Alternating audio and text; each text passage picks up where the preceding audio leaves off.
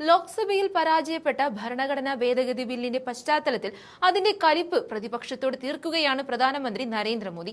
രാജ്യത്തെ സ്ത്രീകളെ കോൺഗ്രസും മറ്റ് പ്രതിപക്ഷ പാർട്ടികളും അപമാനിച്ചുവെന്നും സ്ത്രീ തുല്യതയാണ് ആവശ്യമെന്നും ചൂണ്ടിക്കാട്ടിയാണ് വനിതാ സംവരണ ബില്ല് അവതരിപ്പിച്ചതെന്നും പ്രധാനമന്ത്രി ചൂണ്ടിക്കാട്ടുന്നു. കഴിഞ്ഞ ദിവസം രാത്രിയിൽ ലൈവിലെത്തിയാണ് പ്രധാനമന്ത്രി നരേന്ദ്രമോദി പ്രതിപക്ഷത്തിനെതിരെ ആയുധമെടുത്തത്. ലോക്സഭാ മണ്ഡല പുനർനിർണയം നടത്താതെ വനിതാ സംവരണം നടപ്പിലാക്കിക്കൂടെ എന്ന ചോദ്യത്തിന് അതിലൊരു ത്രില്ലില്ല എന്നാണ് മോദി പറയുന്നത്. പുതിയ മണ്ഡല പുനർനിർണയം, ലോക്സഭയിലെ അംഗസംഖ്യ 850 ഉയർത്തൽ, വനിതകൾക്ക് 33% സംവരണം ഉറപ്പാക്കൽ എന്നിവ ലക്ഷ്യമിട്ട് കൊണ്ടുവന്ന 131 ഭരണഘടനാ ഭേദഗതി ബില്ല് പരാജയപ്പെട്ടതിന് പിന്നാലെയാണ് അദ്ദേഹം പ്രതിപക്ഷത്തെ കടന്നാക്രമിച്ചത്. വനിതാ സംവരണ ബില്ല് തടഞ്ഞതിലൂടെ കോൺഗ്രസ് ഉൾപ്പെടെയുള്ള പ്രതിപക്ഷ പാർട്ടികൾ ഭ്രൂണഹത്യയാണ് നടത്തിയതെന്ന് പ്രധാനമന്ത്രി ആരോപിച്ചു. ബില്ല് പരാജയപ്പെട്ടത് സർക്കാരിന്റെ വീഴ്ചയായല്ല, മറിച്ച് ആവശ്യമായ 3/2 ഭൂരിപക്ഷം ലഭിക്കാത്തതുകൊണ്ടാണെന്ന് പ്രധാനമന്ത്രി വ്യക്തമാക്കി.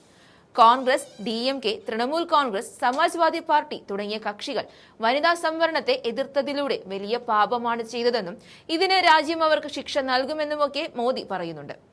ലോക്സഭയിൽ ബില്ലിന് അനുകൂലമായി 298 വോട്ടുകൾ ലഭിച്ചപ്പോൾ 230 പേർ എതിർത്ത് വോട്ട് ചെയ്യുകയായിരുന്നു. സഭയിൽ ഭൂരിപക്ഷം കുറവായതുകൊണ്ട് ഞങ്ങൾ പരാജയപ്പെട്ടു എന്ന് ഇതിനർത്ഥമില്ലെന്നും തങ്ങളുടെ ആത്മബലം അജയ്യമാണെന്നും മോദി പറയുന്നുണ്ട്. എല്ലാ സംസ്ഥാനങ്ങളുടെയും പ്രാതിനിധ്യം ആനുപാതികമായി വർദ്ധിപ്പിക്കാനാണ് സർക്കാർ ശ്രമിച്ചതെന്ന് മോദി ആവർത്തിക്കുന്നുണ്ട്. ഒരു സംസ്ഥാനത്തിന്റെയും പങ്കാളിത്തം കുറയ്ക്കുകയോ വിഹിതത്തിൽ മാറ്റം വരുത്തുകയോ ചെയ്യില്ലെന്ന് സർക്കാർ തുടക്കം മുതൽ വ്യക്തമാക്കിയതാണ്. എന്നാൽ DMKയും തൃണമൂൽ കോൺഗ്രസും സമാജ്വാദി പാർട്ടിയും അടക്കമുള്ള കക്ഷികൾ ഇതിന് തുരങ്കം വയ്ക്കുകയായിരുന്നു.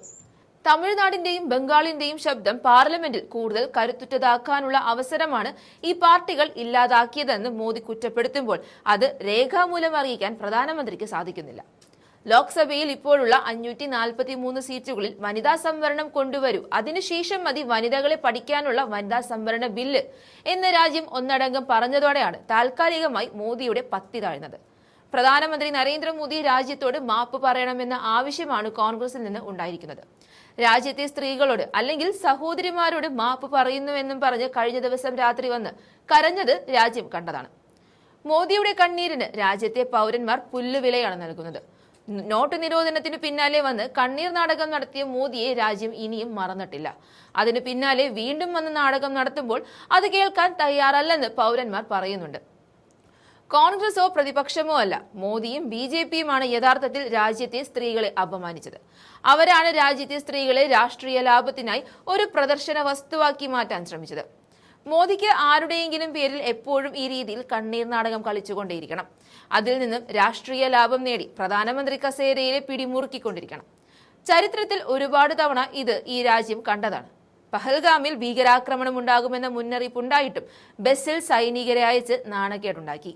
പിന്നാലെ സ്ഫോടനത്തിൽ 40ഓളം സൈനികർ മരിച്ചു വീണപ്പോൾ അവരുടെ പേരിൽ കണ്ണീരൊഴുക്കി ഭരണം പിടിച്ച മോദിയെ നമ്മൾ കണ്ടതാണ്. അതുപോലെ കശ്മീരിൽ ഒരാഴ്ച മുമ്പ് തന്നെ ഭീകരവാദികൾ എത്തിയത് രഹസ്യാന്വേഷണ വിഭാഗം പറഞ്ഞിട്ടും 26ഓളം പാവങ്ങളെ അവർ വധിക്കുന്നതുവരെ കാത്തുനിന്ന് അതിനുശേഷം ഓപ്പറേഷൻ സിന്ദൂർ എന്ന പേരിൽ കണ്ണീരും പൊങ്ങച്ചവുമായി നടന്ന് അതേ രീതിയിൽ സ്ത്രീകളുടെ പേരിൽ ആളാകാനും അതുവഴി കുറെ സീറ്റുകൾ ലോക്സഭയിൽ വർദ്ധിപ്പിക്കാനും പ്രധാനമന്ത്രി മടിച്ചില്ല.